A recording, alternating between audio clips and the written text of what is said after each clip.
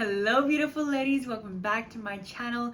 In today's video we'll be talking about how do you know when you have up-leveled, quantum leaped in your love life, in your self-concept, and how do you know when you have completely embodied and stepped into the prize mentality. So I'll be talking about things that I have noticed in myself in the past when I finally realized my value, when I poured into myself, how I showed up, how men started responding to me differently, how I show up to the world, my behavior, the difference in my tolerance, and where I decided to place my energy. So this video is going to be very helpful for you ladies to see that you can relate to if you have also seen those changes, or even starting to have the awareness of this is what I need to shift into. This is the standard that I need to have for myself. This is what I have been doing and this is what needs to change. The first thing that I noticed is back in the day, in my late teens, early 20s,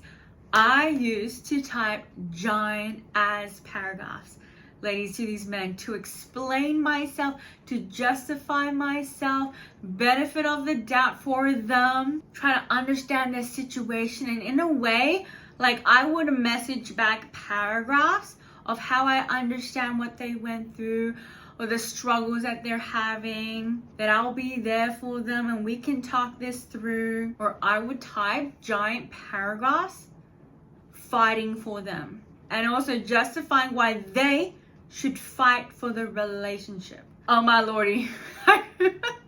I'm cringing so much internally right now, but I want to share with you ladies where I was. Like, I would send them essays. You know when you type a message and it's like way too long, so you have to click like to read more, like to continue the message, for the message to like show up, for the full message to show up. That is how much I was typing. I was wasting so much time trying to convince, trying to prove my worth, justify my standards, fight for these men, have these men fight for me, the relationship. And guess what happened, ladies? Most of the time, I would get ghosted. Or they would barely even respond back, barely even acknowledge what I said. And they would distance themselves even more. Men do not respond. They do not communicate in long-ass paragraphs. Essays, your novels, they will respond when you pull back your energy. They will respond when they lose access from you. They will lean forward and pursue you and treat you even better when you don't waste your time sending giant paragraphs, novels, essays, justifying, explaining, convincing, fighting for the relationship. They don't respond to any of that. They respond back to your pulled back energy. And your energy and your attention is on you. And back in the day, ladies, when I was on the apps and I'd be talking to these men, and there'll be like a little tiff, a little disagreement when it's just on the apps, when maybe they couldn't reach my standard and I felt the need, like, I need to explain myself why this is my standard and how dare you think this is too much. So I would literally spend 30 minutes, 45 minutes, hours going back and forth fighting with these men over why I like to be taken out on dinner dates. Ladies, do not ever, ever, ever explain to a man why you deserve anything. By explaining why something is your standard, why it's your non-negotiable, you start devaluing yourself, because you are now wasting more of your energy, more of your time, going from here to down here. You are talking to the wrong man. So fast forward until now. If a man clearly shows me he cannot give me what I want, rising to meet my standards, my non-negotiables, it's an unmatch, it's a delete, it's a block, whatever it is. But I do not sit there and spend 1 minute, even 5 minutes, 30 minutes, an hour or more going back and forth. If you have time, ladies, to sit there to write in giant paragraphs and novels, to explain your feelings, trying to explain, justify your standards, your non-negotiables to a man, you need to get more men. You need to talk to more men. One man should not be getting all this attention. Hasn't even earned it. So this piggybacks into the next one, ladies, is that I stopped feeling the need to train men.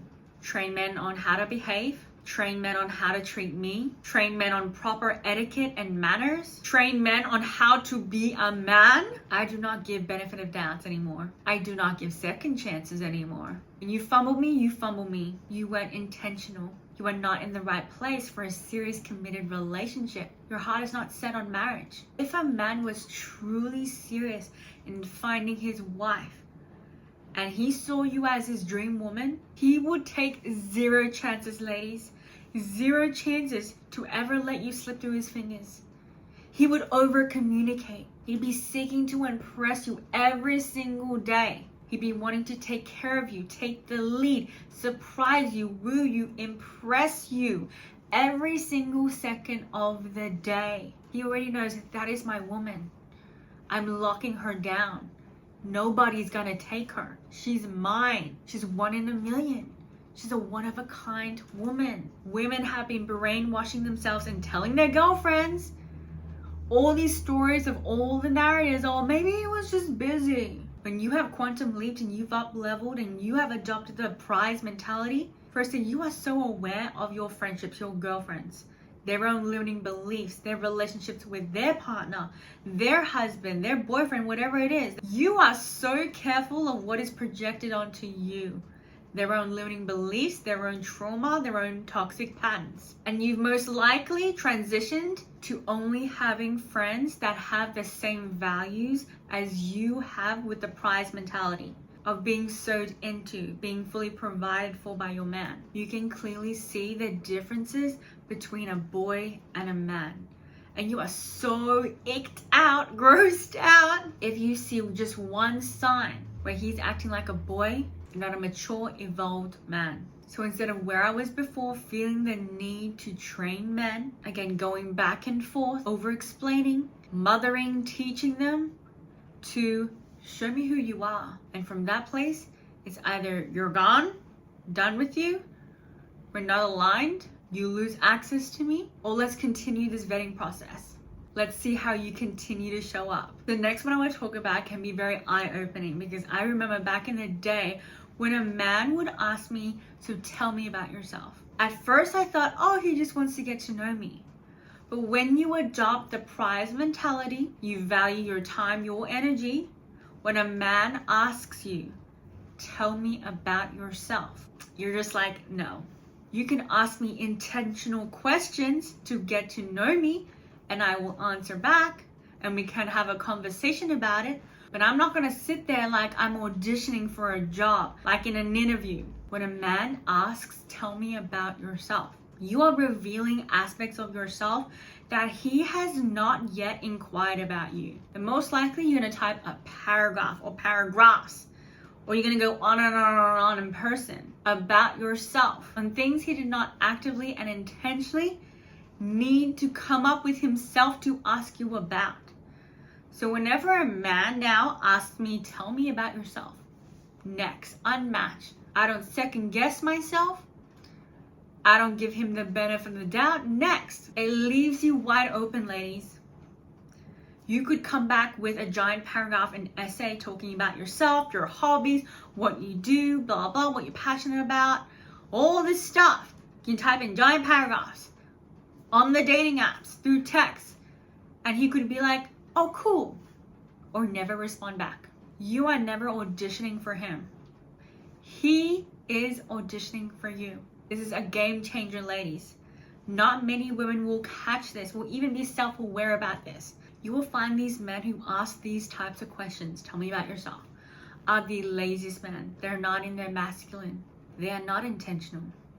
If they were, they would be asking specific questions. They want to get the most out of you with the lowest effort on their end. So look out for that, ladies, on the dating apps whenever you are talking to a man. He gets to ask you questions. He gets to look at your profile, have a conversation with you, asks more about you, follows up on that. He gets to be specific with you. He gets to unravel you layer by layer like an onion, right? He doesn't get the whole thing by just saying, tell me about yourself. Do not leave yourself open like that, ladies. Do not waste your time on that. Do not type back an essay with that.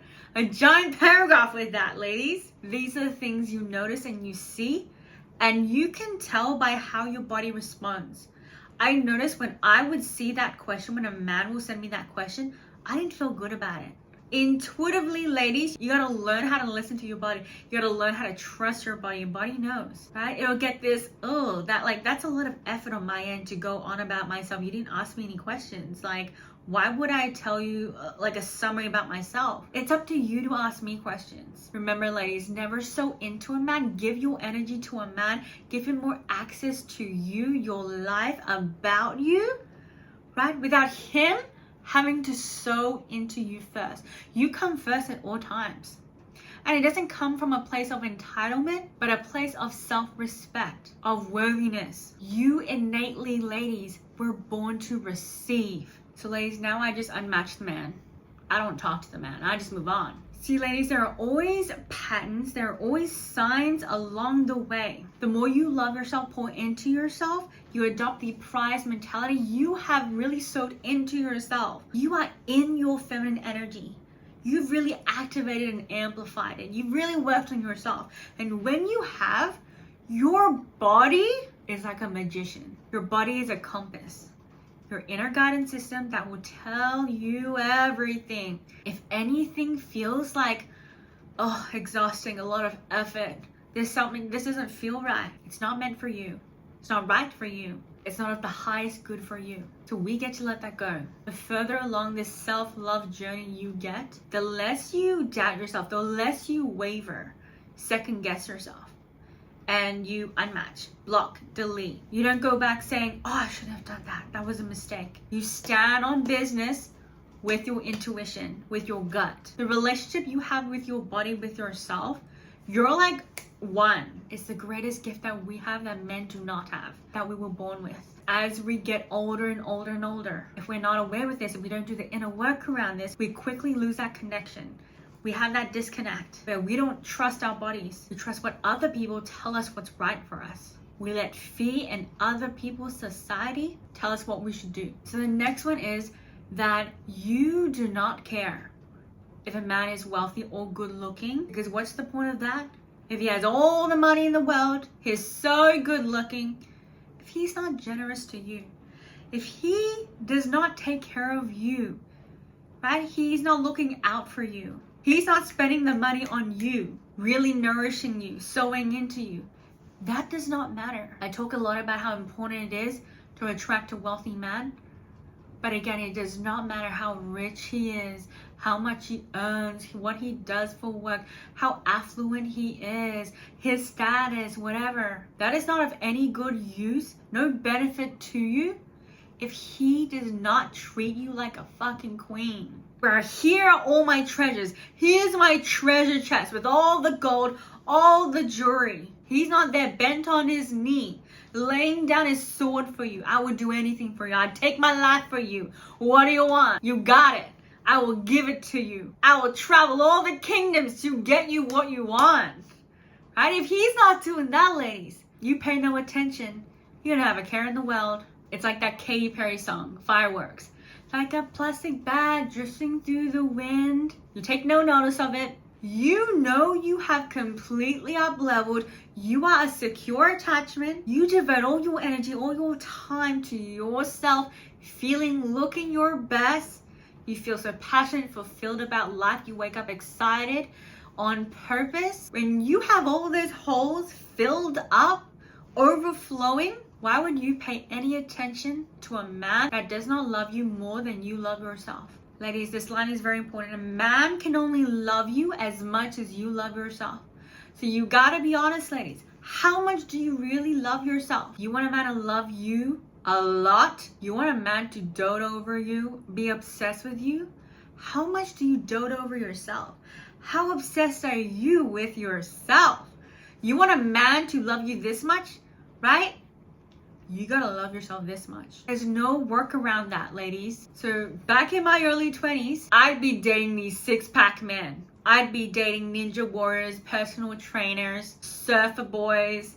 Ladies, if you know the men I was dating, they're all fit. They were masterpieces. And for me, it was always intense physical attraction, high physical chemistry, where we're like this the moment we meet. And you guessed it, ladies, these were not healthy relationships. And it's not a coincidence that those were the times, those were the years I was the most insecure. You pedestal physical chemistry, physical touch, how hot they are if they have abs, right? If they have a hot body, how good the spark is if you are not securely attached. When you truly love yourself, you don't give a shit about those things. Yes, you want to date a man that you're attracted to. You're not dating someone who doesn't care about his presentation. That's at the bottom of your list, what he looks like. On top of your list is how he treats you. How generous is he? Is he a provider? Is he going to be a good husband, a good father? Can he attune to your needs, your wants, your desires, your emotions? What is he like in conflict? Is he able to calm you? Does he diffuse the disagreement, the conflict? Does he make you feel grounded? Or does he fuel the fire? Make you feeling more anxious, emotions up and down like a roller coaster. You're always in fight or flight mode. You break up, you get back together. You break up, you get back together. That was me in my early 20s. When you are securely attached, it's peace. It's calm, baby. Right? That is why you will always see in reality TV shows the most toxic men and women. Love is Blind. All the reality TV shows about relationships, love.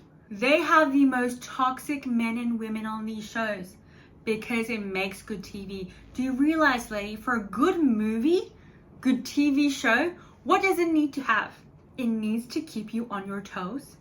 It needs to be anxiety driven, where it's so suspenseful. What's going to happen? What's going to happen?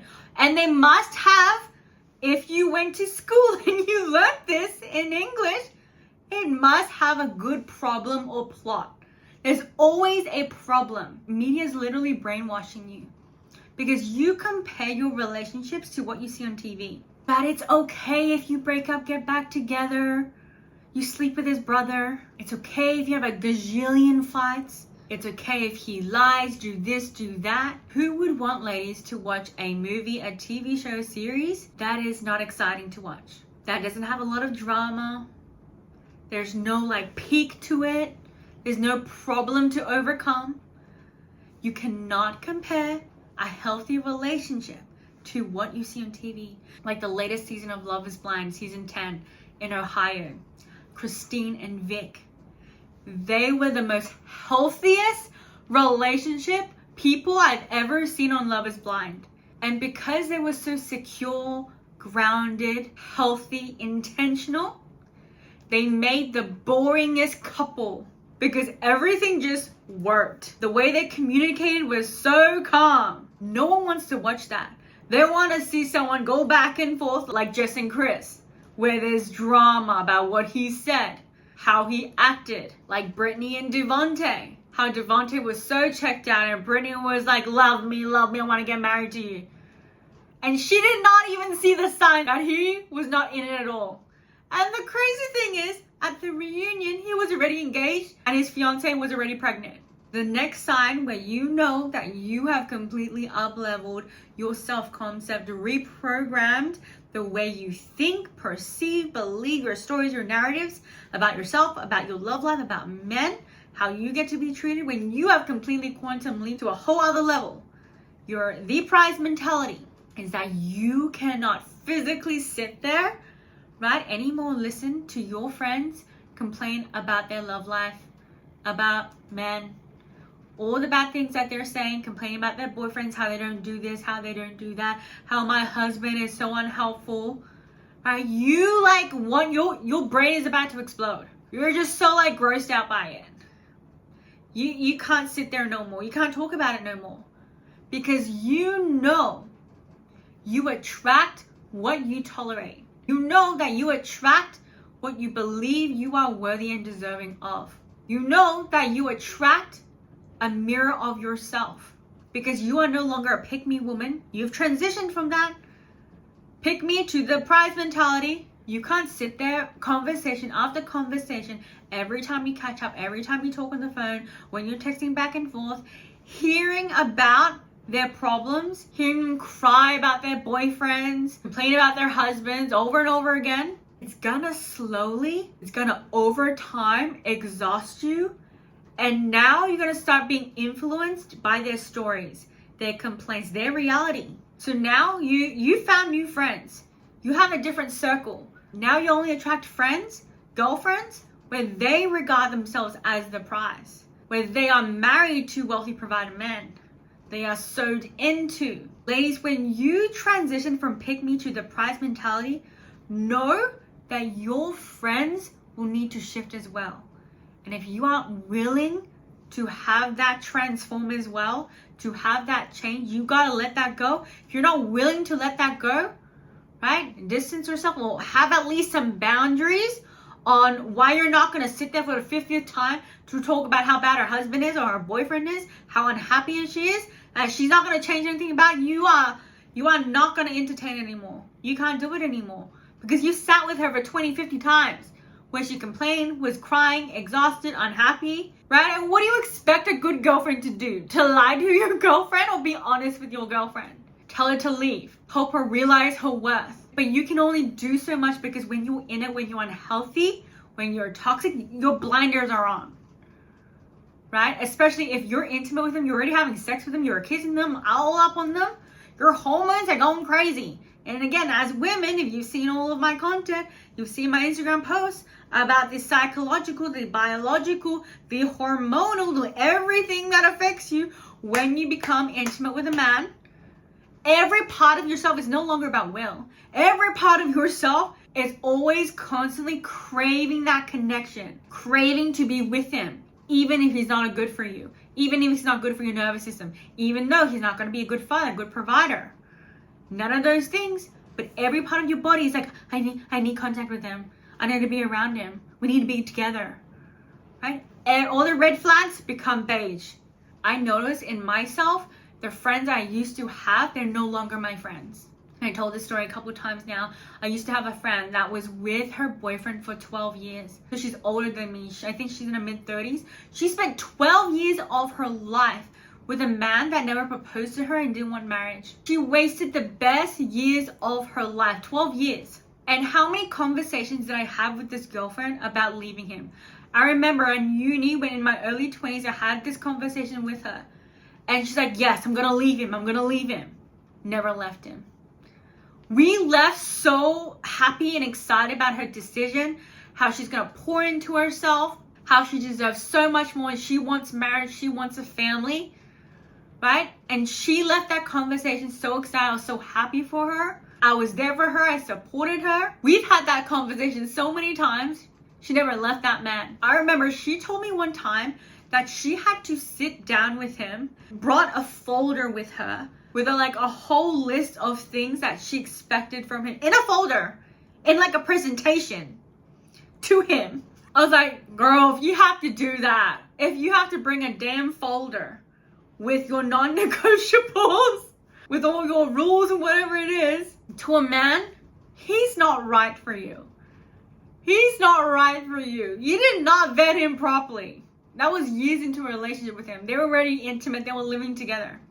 They were 50-50ing. And it's interesting because when I look back at all my girlfriends in my early 20s, they all had horrible relationships. Horrible relationships. I was having horrible relationships too. It's like the saying, you are the average of the 5 closest people you surround yourself with. So look at your girlfriends, ladies. How much money are they earning? How ambitious are they? Their level of self-worth, the relationships, the men that they attract. Look at all these things. Do they respect themselves? Do they have high level of self-respect and integrity with themselves? Look at all these things and you'll find out why you struggle with these things too. My friendship group now is completely different. The women that I attract now are completely different. Like I said in my last video, if you are afraid to be single, you gotta love yourself more. And same thing goes with friends. If you are afraid to drop all your friends, start anew, right? Maybe have some time to yourself and learn how to love yourself, love your own company. Find new friends that love the things that you do, self-development, value finding a provider man that sows into you, nourishes you, that leads. Full provider, where you don't have to work. You have the option to not work if you don't want to work. They are out there, just like with men. They are only in your vicinity. They start appearing when you shift internally too. So when you have that standard, that vision, that intentionality of finding these friends too, they will pop up. Just like these wealthy provider men. When you rewire your subconscious, and the next thing is being a girlfriend gives you the fucking ick. You do not want to be anyone's girlfriend. Again, when you get to the point where you love yourself so much, you value your time, your energy, your natural gifts, your feminine essence, the value it brings to everyone around you, a man asking you to be his girlfriend is like offensive to you. It's like, ew, you want to test drive me? You are not available to be test driven. You know you are an incredible, beautiful blessing to any man that has the opportunity, that even has access to your time, let alone take you off the market. You are not available for a man to waste any of your time.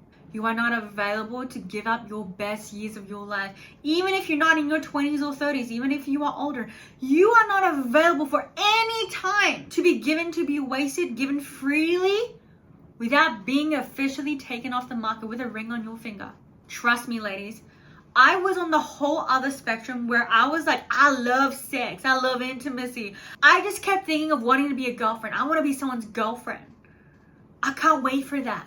I was thinking of like holding hands with them, kissing them, the intimacy, the chemistry, the explosion, the fireworks. Again, unhealthy, insecure, toxic patterns. When you've embodied that queen energy, the divine feminine, high respect for yourself, no man gets access to your body. There's no moving in with him. There's no exclusivity. There's no full commitment until I have that rock on my finger. My preferred ring on my finger.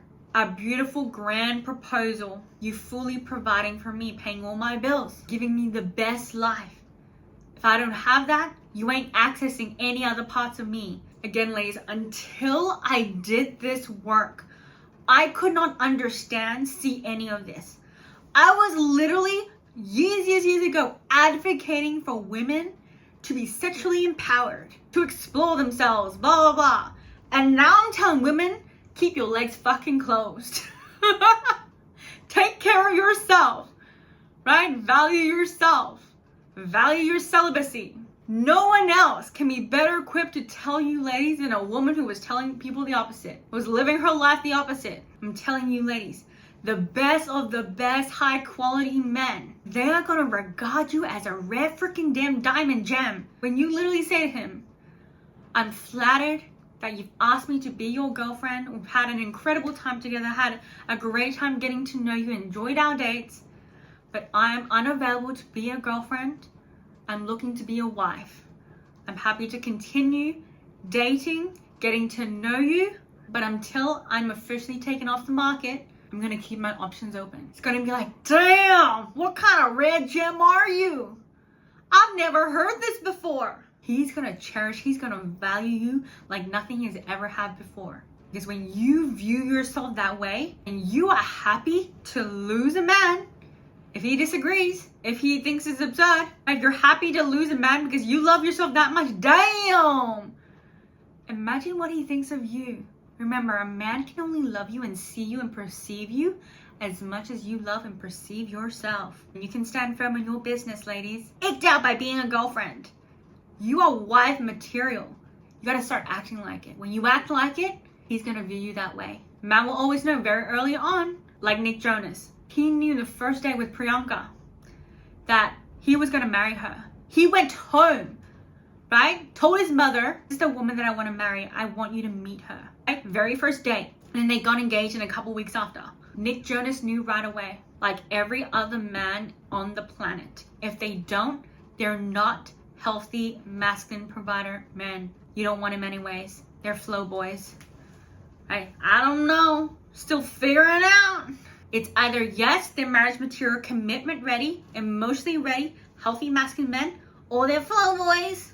One or the other. They're not in between. One or the other. So So ladies, when you've adopted the prize mentality, when you're fully embodied, you're passionate about what you do, you poured into various cups of your life, pillars of your life, you love yourself so much, you are not interested in being a girlfriend. It like licks you out.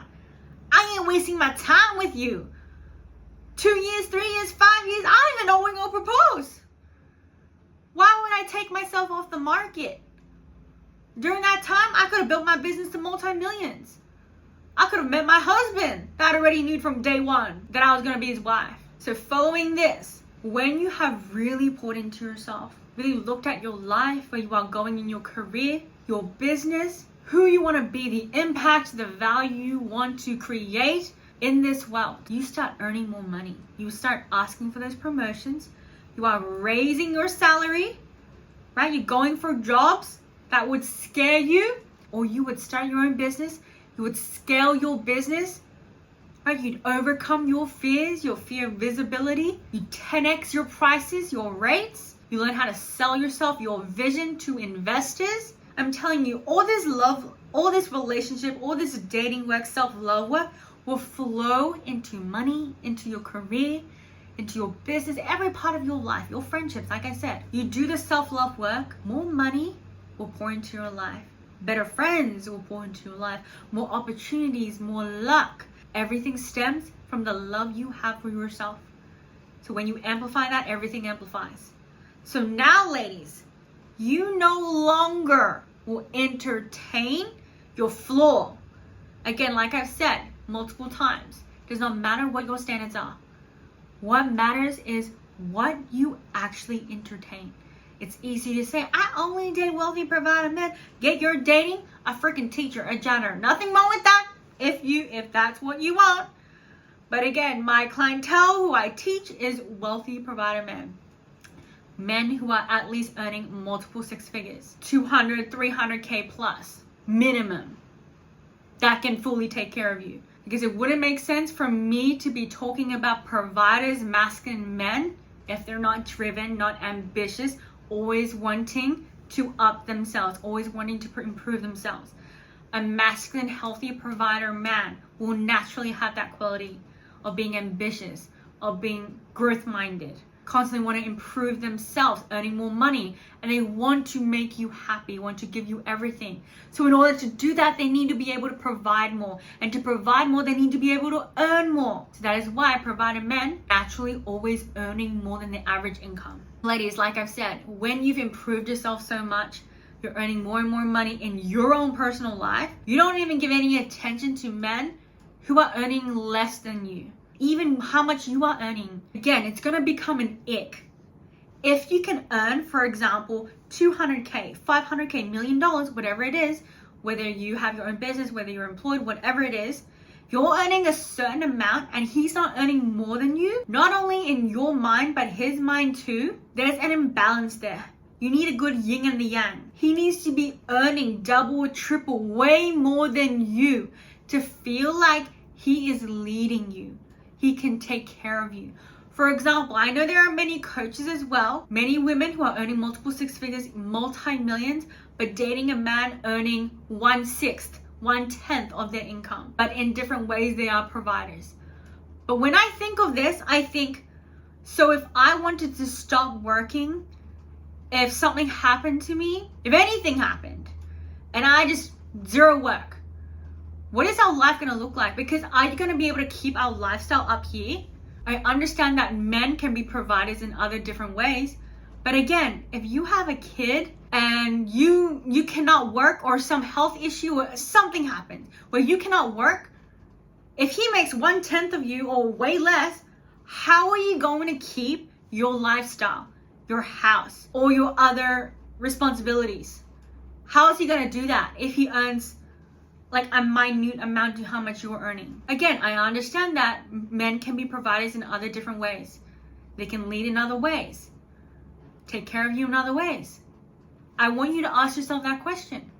If you naturally have a very luxurious, bougie, like all the expensive things, like flying first class, private jet, all these stuff, staying at 5, 6, 7-star hotels, if anything happens to you, can you keep up with that?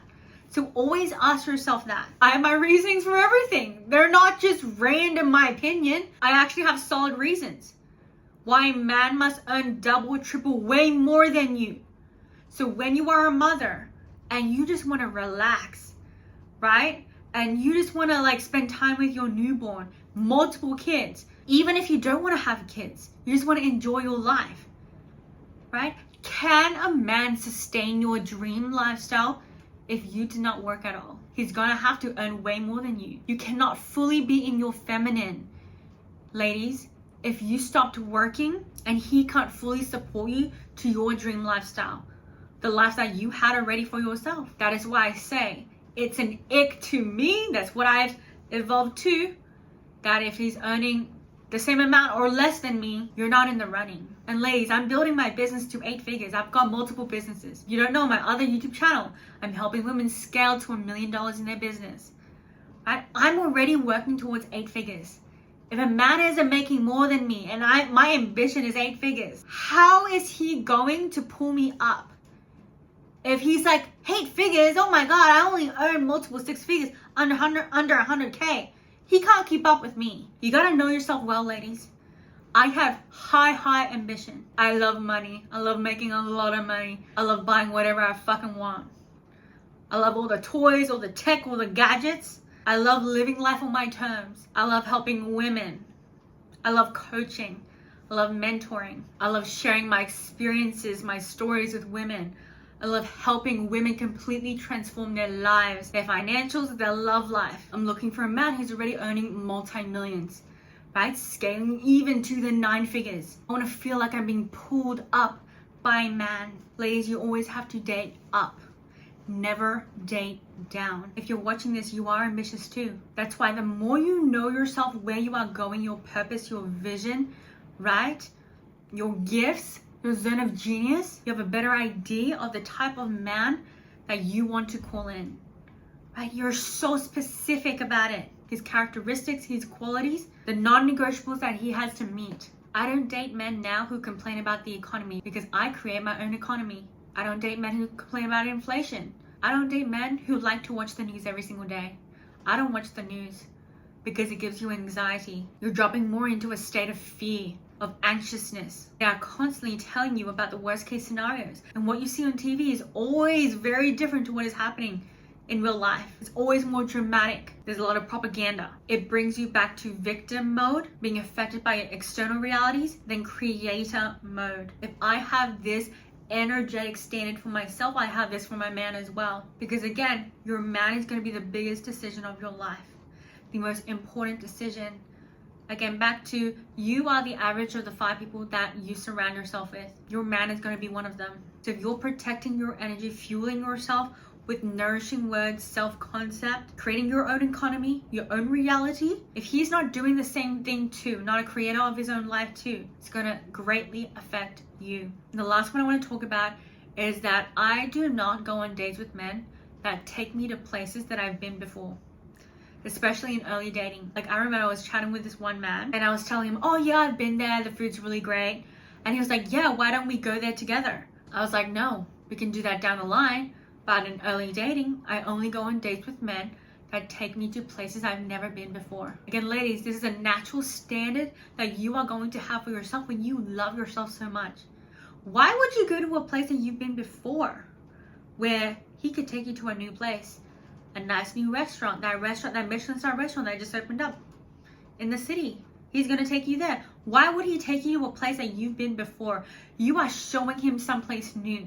You're giving the opportunity, the experience of trying a restaurant that you already know is good. Again, he needs to sow into you first before you give him your blessings, your gifts, your energy, your experience, everything of a blessing that you are. So ladies, as a high value woman, of course you would have been to many restaurants, many places, tried many different things because you're a vibrant, colorful, living an exciting life. He only gets access to that when he has sowed in you consistently. You are not showing him a place that you have been before. He's taking you to a brand new place that you've never been before. This needs to be an exciting experience to you. beneficial to you. So ladies, I hope you enjoyed this. Maybe you've picked up some things that maybe you weren't aware of and now you are. I really want to try my best to show you ladies like the difference of where I was and where I am today, to help you ladies on your journey and to quantum leap as fast as possible, to up level and to embody the prize mentality. The types of men that you will start attracting, the experiences, the treatment will be a whole different breed. And ladies, of course, if you want to learn more, there's my Modern Aphrodite membership that is down below. And I've also opened up a one-on-one private coaching. It is a 3-month private coaching container where I help you attract your dream provider man. So I hope you ladies have the most magical, incredible week, and I'll see you inside my next video. Bye.